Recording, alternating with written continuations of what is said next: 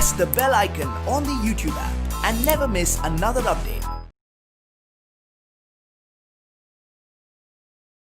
शुभ दिन बच्चों, कैसे हो? ठीक है। पिछली कक्षा में हमने क्या कराया था? स्मृति। हम लेखक की उन यादों में खो गए थे, है ना? तो आपको भी उत्सुकता होगी कि आगे चलकर क्या हुआ होगा। यानी इतना तो हम समझ पाए हैं कि क्या हुआ है, किस तरह से लेखक ने बचाव अपना कर लिया है और उस शाम के पास की चिट्ठियों को उन्होंने सलामती से ले लिए हैं। तो मैं एक संकेत पीछे से थोड़ा पढ़ रही हूँ, देखिए। छोटे भाई की आशंका बेजाना थी। जैसे ही शाम का और उनका मुकाबला हुआ तो जैसे ही वो उछल कर बिदक कर ऊपर की तरफ आ गए और जैसे ही धोती को हिलते हुए देखा तो लेखक के भाई समझे कि काम तमाम हो गया है। तो उनकी वो आशंका भी क्या है, बेकार ना थी। इन्हें वो डाउट उनका बिल्कुल सही था। ये तो ऊपर है, ऊपर बैठा भाई सोच रहा होगा कि न जाने क्या हुआ होगा मेरे भाई के साथ। पर इस फू और धमाके से मेरा साहस कुछ बढ़ गया। इन्हें लेखक यहाँ पर डरे हुए नहीं हैं, बल्कि उनकी हिम्मत, उनका धैर्य क्या है, और भी बढ़ गया है। दोबारा फिर उसी प्रकार लिफाफे को उन्होंने उठाने की चेष्टा की। अब उन्हें थोड़ा सा आइडिया मिल गया है कि मैं कैसे चिट्ठियों को उठाऊं, है ना। अब वो इस बार क्या करें, दोबारा यानी फिर से उसी प्रकार लिफाफे को उठाने की उन्होंने क्या की, उस डंडे से चेष्टा की कि मैं अपनी तरफ खींच लूँ चिट्ठियों को। तो वही शरारत कर रहे हैं, वो वही हरकत कर रहे हैं। अब की बार सांप ने वार भी किया। इस बार क्या किया, सांप ने भी अटैक किया, क्योंकि उसको उसकी जान की परवाह थी। और वो क्या हो गया, डंडे से चिपट भी गया। डंडे को थोड़ा बहुत लगा भी। डंडा हाथ से छूटा तो नहीं, पर इस बार क्या है, डंडे को, हिम्मत जो बढ़ी हुई थी ना लेखक की, उन्होंने डंडे को छोड़ा नहीं, कसकर वो डंडे को पकड़े हुए हैं। तो इस कारण क्या हो रहा है, इस बार दो डंडे को छोड़े नहीं है, पर झिझक, उन्हें हेजिटेट हो रहा है। उन्हें क्या है, सहम गए हैं वो, और वो आतंक से अपनी ओर को खींच गया, और रिजल्ट मारता हुआ इस बार वो सहमा हुआ है, झिझका हुआ है। यानी उसके भी मन में जो आतंक है वो इस बार क्या हो गया, रिजल्ट मारता हुआ, यानी गुत्थी बांध कर, गांठ बांध कर सांप अपने आप को क्या कर रहे हैं, उछल कर वो भी पिछला भाग उस डंडे को लगाया। जैसे ही लगाया, हाथ में, लेखक के हाथ में डंडा तो था ही, तो पिछला भाग सांप का क्या हुआ, लेखक के हाथ को लगा। तब उन्हें रियलाइज़ हुआ कि सांप का वो पिछला भाग जो था कितना ठंडा था, बहुत ठंडा था वो भाग। डंडे को मैंने एक और पटक दिया। अब मैंने डंडे को एक और छोड़ दिया है। यदि कहीं उसका दूसरा बार पहले होता, यदि दूसरी बार फिर से वो पहली बार अटैक कर देता, तो इस बार मेरा बचना संभव ना था। यानी हो जान बाकी है तो मैं बच गया हूँ।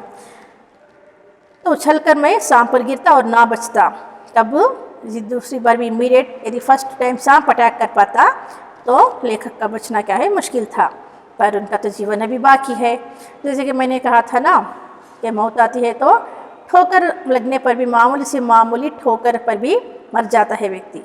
यदि उसकी आयु लंबी होती है तो सर पर पत्थर भी पड़े ना तो मौत नहीं आती, बच जाते हैं हम। इन्हें जीवन बाकी रहा तो हज़ार भी कष्ट आए, हज़ार भी कुछ भी ना हो, कुछ भी ढंग हो, हम बच जाते हैं। ये तो भगवान की कृपा होती है। लेकिन जब जीवन होता है तब हज़ारों ढंग बचने के निकल आ जाते हैं। यानी अभी जीवन हमारा बाकी होता है तो क्या है, हज़ारों ढंग जो भी हम रचते हैं वो निकल आते हैं। ये क्या है, भगवान की कृपा है, दैव कृपा है। डंडे के मेरी ओर खींच आने से मेरे और सांप के आसन क्या हो गए, बदल गए हैं। जहाँ पर सांप बैठा हुआ था उसी को लगकर पड़ी हुई थी वो चिट्ठियाँ, याद है ना आपको। अब क्या हो गया है, डंडे के मेरी ओर खींच आने से, डंडा क्या है, अब लेखक की ओर खींच आया है, क्योंकि वो चिट्ठियाँ निकालने की वहाँ पर चेष्टा में है। तो इस कारण क्या हो गया, सांप के और लेखक के आसन, अब प्लेसेस चेंज हो गई हैं। वो इन्हें जैसे ही टंक मारने लगा, ये नहीं जैसे वो इन पर टूट पड़ा ना, याद है ना आपको कि वो गुत्ती बार का मारता हुआ जब कूद उछला तो उसकी पूंछ का हिस्सा, पिछला हिस्सा लेखक के हाथ को लगा। तो ऐसे में उछल कर सांप पूरा का पूरा कहीं दूसरे स्थान में बैठ गया है वहाँ पर। तो आसन बदल गए। मैंने तुरंत ही जब जल्द से जल्द क्या होगा किया, लेखक ने चिट्ठियों को चुन लिए। तो एक हाथ से 2 पकड़े हुए हैं, नीचे ऐसे ही लटक कर वो क्या कर रहे हैं, चिट्ठियाँ चुन लिए हैं। चिट्ठियों को धोती के छोर से बांध दिया। तो धोती को मैंने जल्दी जल्दी चिट्ठियों को बांध दी और छोटा भाई क्या कर लिया, उसको ऊपर खींच लिए चिट्ठियों को। तो चिट्ठियाँ सही सलामती से मिल गई। जिस कोशिश के लिए, जिस प्रयास में लेखक ने उतरे थे, उसमें उन्होंने सफलता पा ली है। डंडे को सांप के पास से उठाने में भी बड़ी कठिनाई पड़ी। अब डंडा जो था ना, वो सांप के पास पड़ा हुआ है और उसको उठाने भी क्या है, बहुत मुश्किल आन पड़ी। सांप उससे खुलकर उस पर धरना देकर बैठा था, यानी खुलकर वो डंडे पर बैठ गया है सांप। जीत तो मेरी हो चुकी थी। कौन सी जीत? चिट्ठियों को पाने की कामयाबी, सफलता लेखक को मिल गई थी। पर अपना निशान गंवा चुका था मैं, पर अपना निशान जो है गंवा चुका था। आगे हाथ बढ़ाता तो सांप हाथ पर वार करता। इसलिए कुएं के बगल से एक मुट्ठी भर मिट्टी लेकर मैंने उसकी दाईं ओर फेंकी। यदि क्या होता, अब आगे हाथ बढ़ाता, डंडा लेने के लिए मैं आगे हाथ वैसे बढ़ाऊंगा ना, तो सांप क्या करेगा, अटैक करेगा, वार करता। इसलिए कुएं के बगल से, कुएं को जो लगकर तो वहाँ पर ठहरे हुए थे अपने पाँव से, तो वहाँ से एक मिट्टी इन्हें मड जो है, मिट्टी को उन्होंने एक मुट्ठी में ले ली। एक मुट्ठी में क्या है, मिट्टी को लेकर उसकी दाईं ओर मैंने फेंकी कि वो उस पर झपटा। जैसे ही मैंने मिट्टी को अपनी मुट्ठी में लेकर सांप पर दे मारा तो वो उस पर अटैक किया और मैंने दूसरे हाथ से उसकी बाईं ओर से डंडा खींच लिया। अंदर उतर कर भी ये कितने कमाल कर रहे हैं, आप देख रहे होंगे, है ना। तो मिट्टी के फेंकते ही सामने उस पर झपटा मारा और मैंने दूसरे हाथ से उसकी बाईं ओर से, यानी उसके लेफ्ट साइड से डंडा खींच लिया। पर बात की बात में उसने दूसरी ओर भी वार किया। देखो, सांप तो उस पर दूसरी बार भी वार किया, अटैक किया। यदि बीच में डंडा ना होता, झट से उन्होंने डंडे को ले लिया था। यदि डंडा उनके हाथ में ना होता तो पैर में उसके दांत गड़ गए होते। यदि डंडा बीच में ना होता तो क्या हो गया होता, वो जो प्रहार है सांप का, लेखक के पांव पर दांत उसके लग गए होते सांप के। तो उसने पैर को नहीं बल्कि उस डंडे पे अटैक कर लिया। अब ऊपर चढ़ना कोई कठिन काम ना था। बस चिट्ठियाँ ऊपर पहुँच गई हैं। अब इनको क्या करना है, डंडा लेना था और वहाँ से ऊपर चढ़ना अब काम आसान था। केवल हाथों के सहारे, पैरों को बिना कहीं लगाए हुए 36 फुट ऊपर चढ़ना मुझसे अब नहीं हो सकता। देखो कितना, पैरों को बिना कहीं लगाए, विदाउट टचिंग एनीवेयर। अब वो कुएं में है, कुएं में वो पोती को इस तरह से बांधते हुए क्या है, जो कि रहे थे ना, उसे यहाँ पर लटके हुए हैं। अब बिना सपोर्ट के, केवल हाथों के सहारे, पैरों को बिना कहीं लगाए हुए 36 फुट 36 फुट के ऊपर चढ़ना क्या है, अब हो नहीं सक रहा था, बहुत मुश्किल हो रही थी। 15 से 20 फुट बिना पैरों के सहारे, इन्हें बिना पैरों के सहारे, केवल हाथों के बल, सिर्फ हाथ के बल ही, कहीं पर पैर सपोर्ट किए बिना ही सिर्फ हाथों से मुझे चढ़ते जाना है। 15 से 20 फुट चढ़ने की हिम्मत रखता हूँ, बस पैरों के बिना पैरों के सहारे, केवल हाथों से मैं कितना ऊपर जा सकता हूँ, 15 से 20 फुट तक जा सकता हूँ। उसके आगे जाने की मेरी हिम्मत नहीं थी, कम ही अधिक नहीं। पर उस 11 वर्ष की अवस्था में मैं 36 फुट चढ़ा। देखो, यानी कि लेखक की उम्र उस समय कितनी है बच्चों, 11 वर्ष। और उनके भाई, छोटे भाई की याद है, 8 वर्ष, है ना। तो वो 8 वर्ष का छोटा भाई, ये है लेखक 11 वर्ष। तो 11 वर्ष में इतना संघर्ष। तो उस अवस्था में 11 वर्ष की उम्र में उन्होंने 36 फुट की दूरी पर चढ़ पाए। बाहें भर गई थी, छाती फूल गई थी, मैंने बहुत थक गए थे। धौंकनी चल रही थी, पर एक एक इंच सरक सरक कर अपनी भुजाओं के बल में ऊपर चढ़ आया। मैंने एक एक इंच सरक सरक कर पकड़ पकड़ के धोती ऊपर सरकते हुए अपने सिर्फ भुजाओं के बल पर ही वो क्या किए, लेखक ऊपर चढ़ पाए। यदि हाथ छूट जाते तो क्या होता, यानी अब वो सोचकर अब उन्हें डर लग रहा है कि यदि उस समय मेरे हाथ थकान से छूट गए होते तो क्या हाल था, नीचे विषधर जो था। इसका अनुमान करना बहुत ही कठिन है। ऊपर आकर बेहाल होकर थोड़ी देर तक पड़ा रहा। बहुत ही मेरा हाल क्या था, बेहाल था, यानी मैं बहुत टायर्ड हो गया था, सुस्त हो गया था और मैं आकर थोड़ी देर पड़ा रहा। देह को झाड़ झूर कर धोती कुर्ता पहना। जो मिट्टी जो अंदर उतरे के कारण जो अंदर सांप से अटैक करके हुए उसका सामना करते हुए, यानी मौत का सामना करते हुए जो बचकर जीवित ऊपर आ गए थे, तो अपने देह को उन्होंने अपने शरीर को साफ सुथरा किया, फिर धोती कुर्ता पहना। फिर किशनपुर के लड़के को जिसने ऊपर चढ़ने की चेष्टा को देखा था, यानी किशनपुर का एक लड़का जो इनकी हरकतें करता हुआ देख लिया था, तो उसको भी उन्होंने क्या की, ताकीद करना यानी एडवाइस किया, उसको अलर्ट किया कि हमने जो किया ये काम तुम किसी को ना सुनाना, किसी को ना बताना। यानी उनके मन में डर था, क्योंकि वहाँ सिर्फ और सिर्फ लेखक और उनके भाई ही थे। अब तीसरा कौन आया था, किशनपुर का एक लड़का जिसने ऊपर चढ़ने की चेष्टा को इनकी देखा था। उसको उन्होंने ताकीद की, यानी बार बार चेतना की प्रक्रिया की, यानी बार उसको एडवाइस किया कि वो कुएं वाली घटना किसी से ना कहे, हम लोग आगे बढ़े। तो इस तरह से फिर वो अपनी घर यानी चिट्ठियों को डालने के लिए आगे बढ़े। सन 1915 में मैट्रिकुलेशन पास करने के उपरांत यह घटना मैंने माँ को सुनाई।